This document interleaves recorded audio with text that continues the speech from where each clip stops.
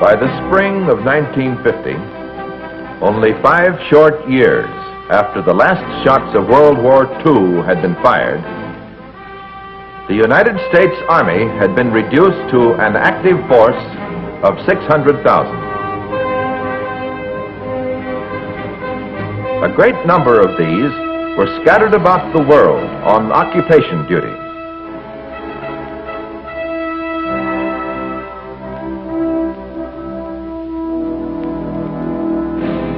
But the armed forces of the truculent communists, Soviet Russia and Red China, remained on a strong wartime footing and in belligerent posture.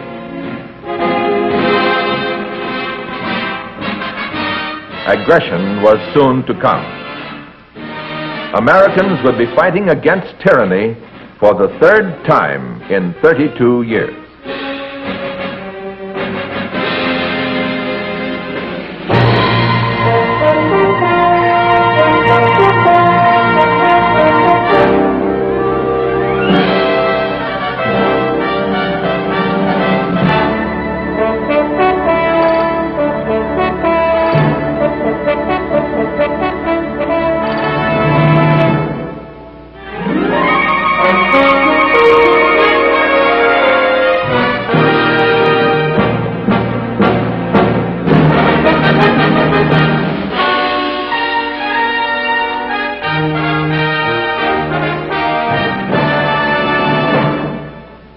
Korea,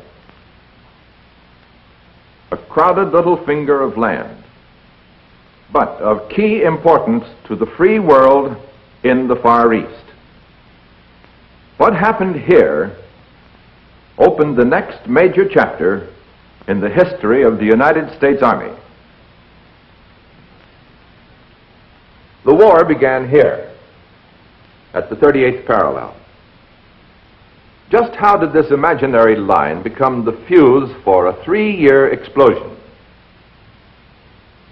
Before the Japanese surrender in World War II, we made an agreement with the Russians, who were then our allies.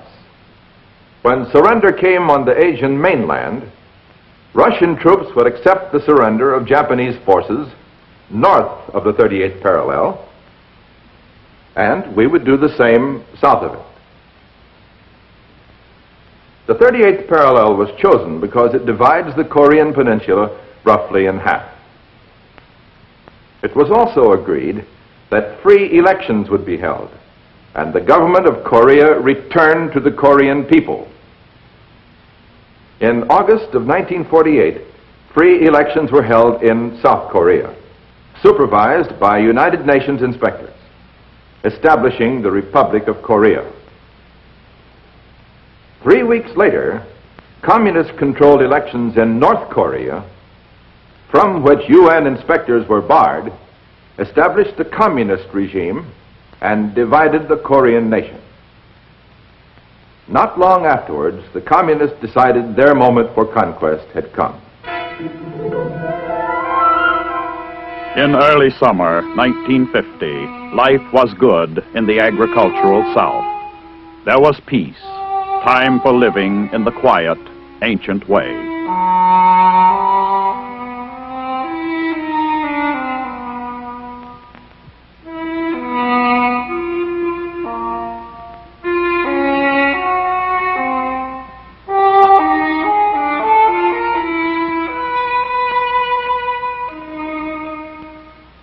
Then suddenly, in the pre-dawn darkness of June 25th, 1950,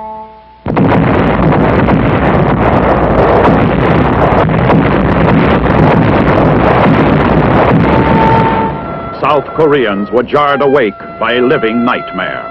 Unprovoked and unannounced, the communist latest war of conquest had begun.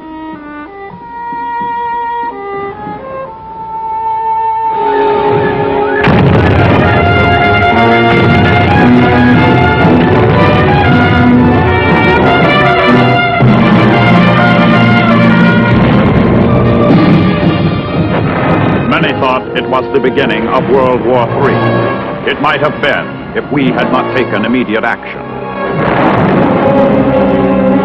President Truman ordered our Navy and Air Force to provide cover and support to the Republic of Korea.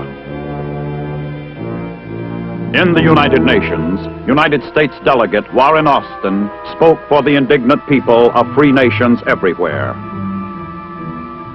The armed invasion of the Republic of Korea continues. The Republic of Korea has appealed to the United Nations for protection. I am proud to report that the United States is prepared to furnish assistance to the Republic of Korea.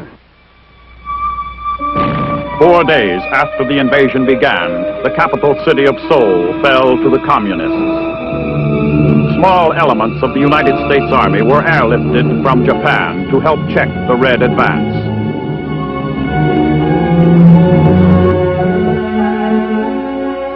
They were greeted with cheers. But the cheering was soon forgotten. Our small forces found themselves greatly outnumbered by communist troops trained and equipped by the Russians.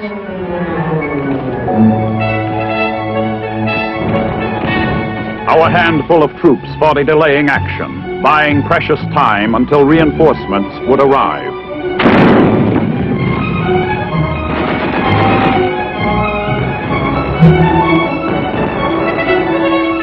We showed the communists that we had the will to fight aggression wherever and whenever it occurred.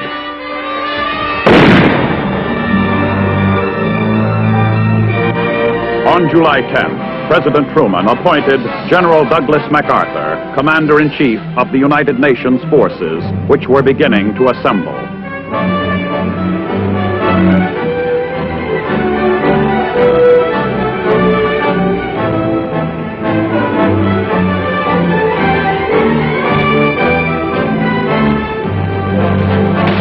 For the outnumbered troops in the field, it was fight, pull back, and fight again.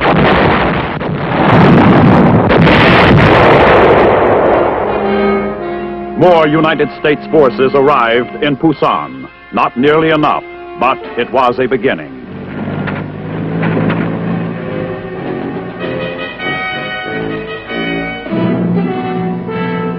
Field commanders like General Walton H. Walker and General William F. Dean found their task was a grim one and all too familiar historically. A holding action with no time and too few men.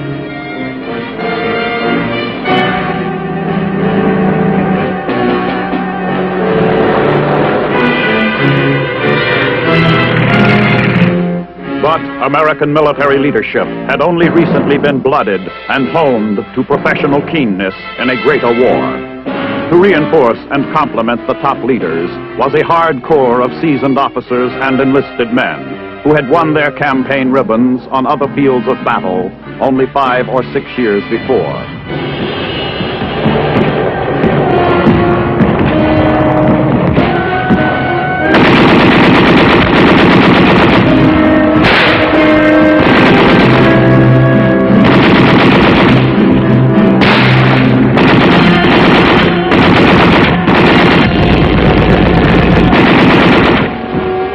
Through July and August of 1950, our small forces were being pushed into a corner, the Busan perimeter.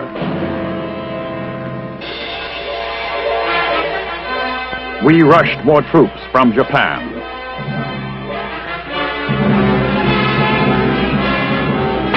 Again, we were faced with an emergency build-up to fighting strength. We drew on our citizen soldiers, reserves, and inductees.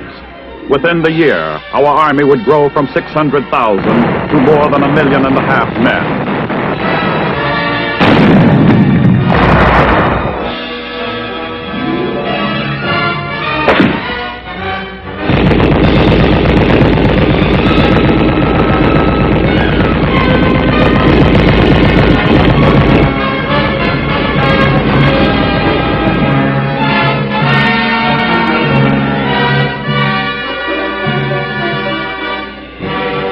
Other United Nations forces began arriving in Korea. British troops of the Sutherland and Argyle Highlanders. The International Army was beginning to take shape. It was none too soon. Again, time was running out.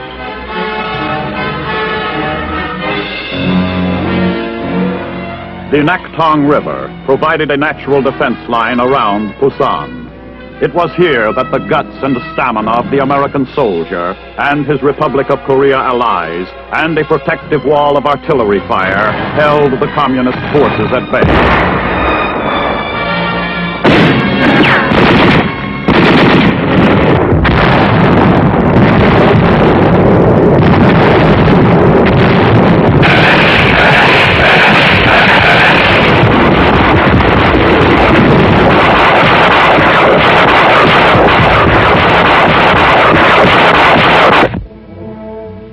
The buildup of Allied strength was rapidly gaining momentum.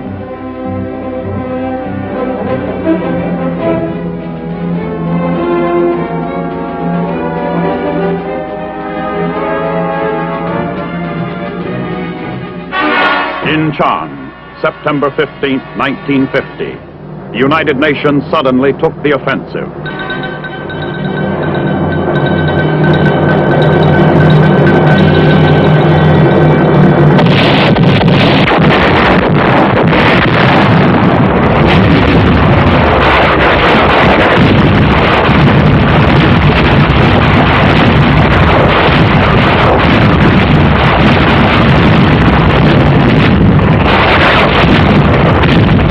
General Douglas MacArthur, the Supreme Commander, had conceived this daring amphibious strike along the coast of the Yellow Sea, just west of Seoul.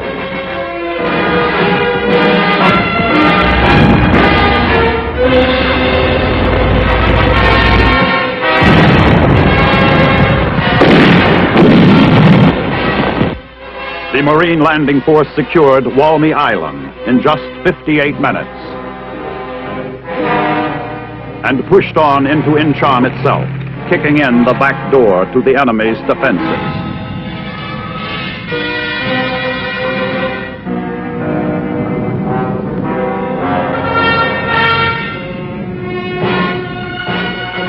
Additional Army forces poured in.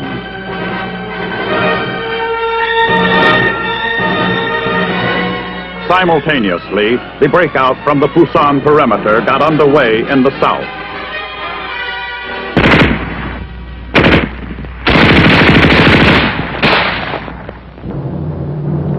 In a week of heavy fighting, our forces drove 20 miles inland from Incheon to Seoul. More than 10,000 North Korean troops were dug in and waiting at every street corner, with orders to fight to the death.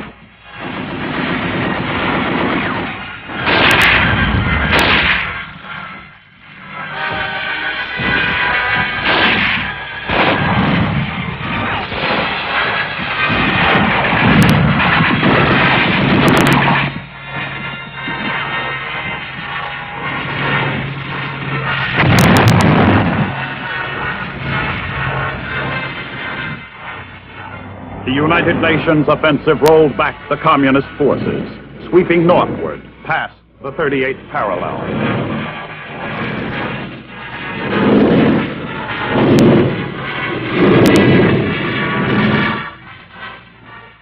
First, Kaesong fell.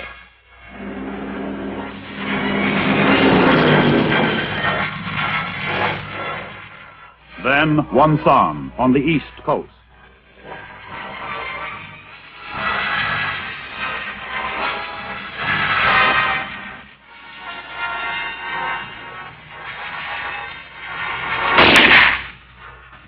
Then Pyongyang, the North Korean capital itself.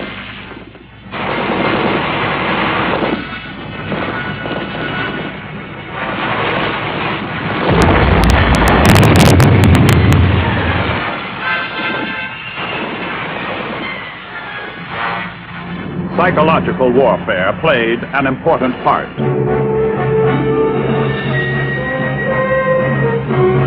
Loudspeaker messages and safe conduct passes for North Korean troops inviting them to surrender met with striking success.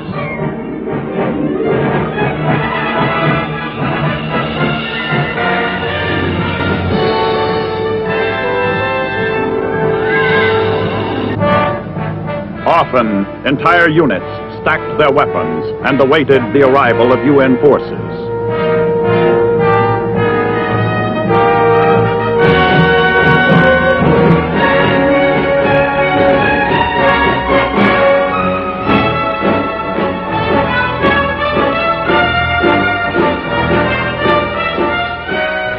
Our Army units pushed on toward the Yalu River, Korea's northernmost boundary.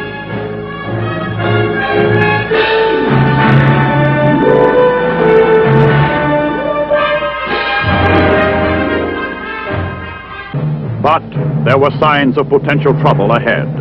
Some of the prisoners taken in the north wore the quilted uniform of the Communist Chinese Army.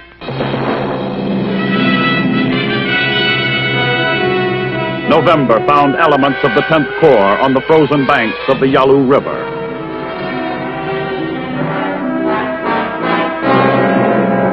While they ate their Thanksgiving dinner, they could look across the river and see communist China. Victory seemed assured. There was talk of war's end by Christmas. But on the other side of the Yalu, Chinese armies were massive. A whole new war was about to begin.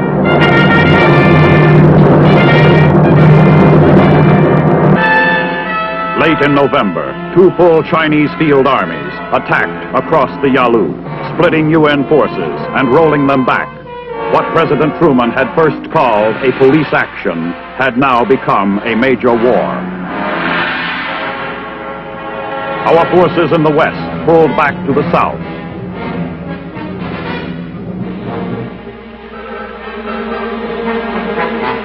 Elements of the 1st Marine Division and the 7th Infantry Division, 10th Corps, along with Republic of Korea troops, cut off in the northeast, fought their way in sub-zero weather toward the port of Hungnam and evacuation by sea.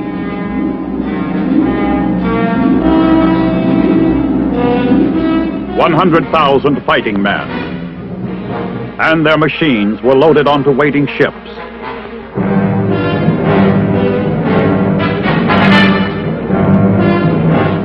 More than 90,000 refugees fled from their homes in North Korea rather than live again under communist rule. We gave transportation to freedom to as many of them as we could.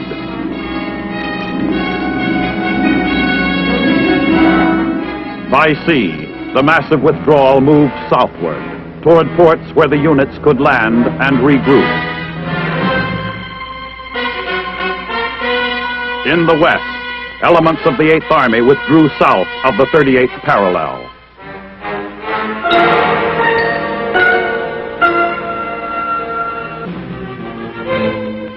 The Chinese forces followed up with their massive New Year's offensive.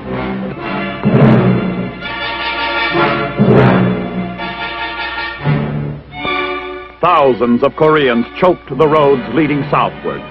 They had seen communism in practice. Any hardship was preferable.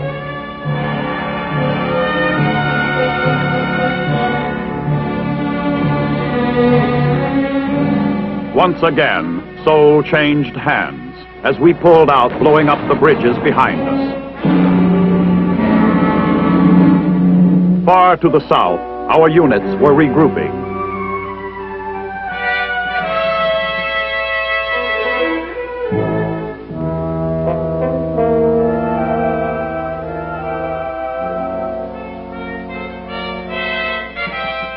In late February, we made a fresh start, an operation General Ridgway graphically called Operation Killer.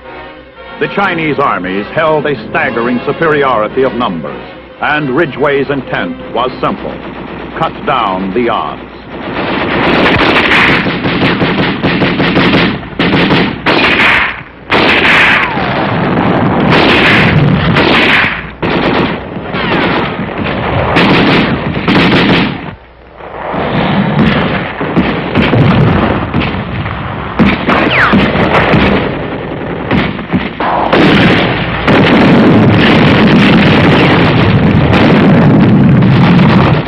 Operation Killer did just that.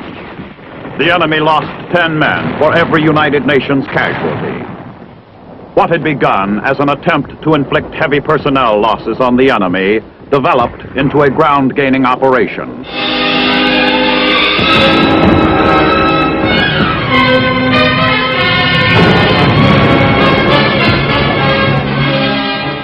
On March 15th, Seoul again changed hands. South Korean troops entered the deserted streets unopposed. The enemy had pulled out to the north.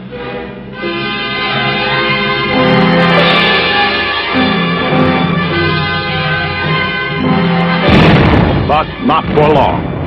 Spring brought with it still another crisis, another massive communist offensive.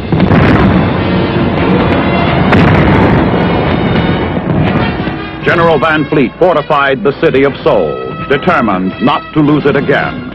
The enemy came on in human waves, to be met by a storm of fire. They lost tens of thousands, but still they came on.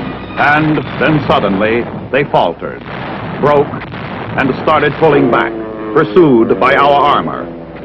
Again, the communists had run afoul of two things: the immense firepower of the 8th Army and the principles of logistics. They were simply unable to supply a large force for a sustained offensive. June 2nd, 1951, again we crossed the 38th parallel, a badly battered enemy withdrawing before us.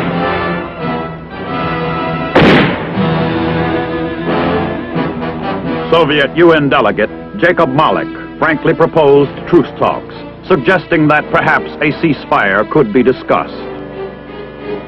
On July 10th, preliminary truce talks were opened in the red-held city of Kaesong. They were to drag on for 2 long years, while the bloodshed continued.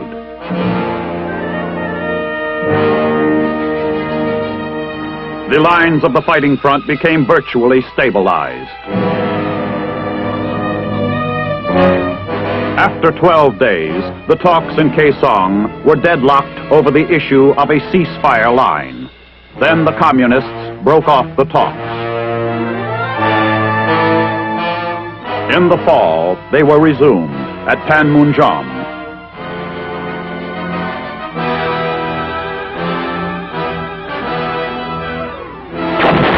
The fighting continued.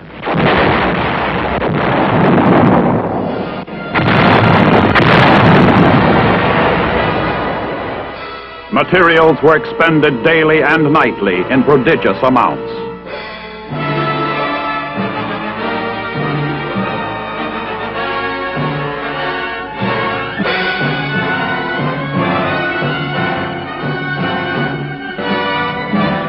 Massive supply by air was a new military concept that came to full development in Korea. Airlift and airdrop techniques became a major means of supply in a large-scale combat situation.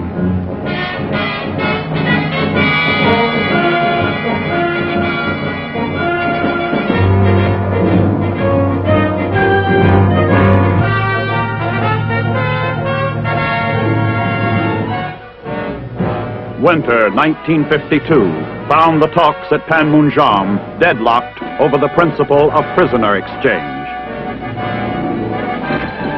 While back and forth along the twisted length of the main line of resistance raged the bitter hill battles.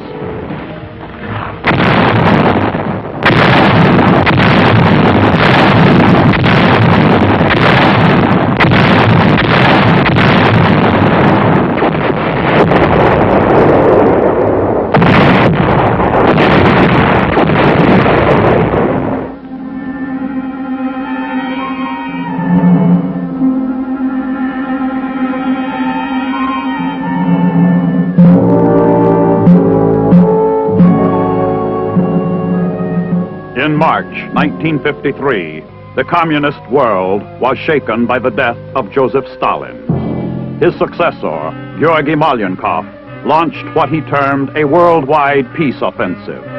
Its influence would soon be felt in Korea.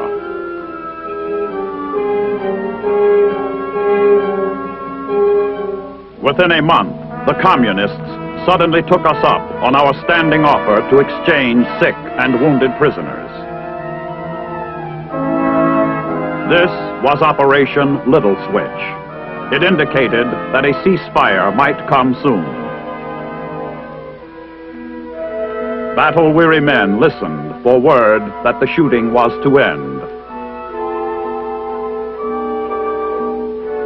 On July 27, 1953, at the UN base camp in Moonsani, General Mark Clark signed the ceasefire agreement.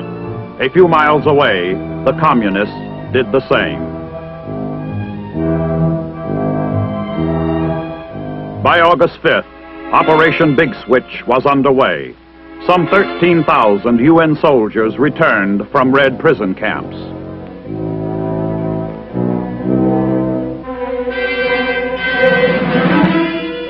General William Dean, captured in the battle for Tejon early in the war, returned with his thousands of comrades in arms. It was then that the world image of communism received a telling blow. For 2/3 of the Chinese prisoners refused to return to Red China, and 35,000 North Koreans decided they'd rather live in South Korea.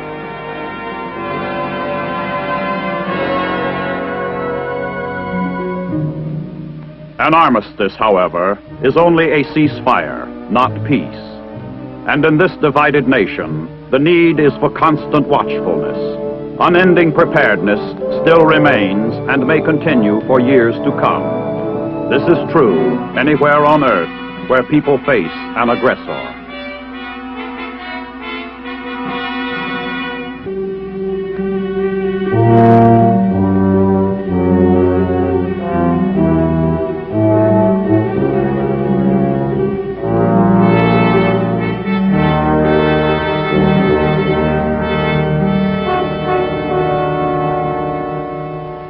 The communists had miscalculated in Korea. They could not bring themselves to believe that we would spend so much of materiel and of effort and of pain so far from home. That lesson was an important one for all concerned. Once again, the United States Army, the American soldier, had stood foremost in a massive military force on foreign soil, but not for conquest. As the years passed, we began to see that our preparedness would have to be large-scale, constant, flexible, and adaptable. They were to be years of menace, bringing into being a new phrase, the Cold War.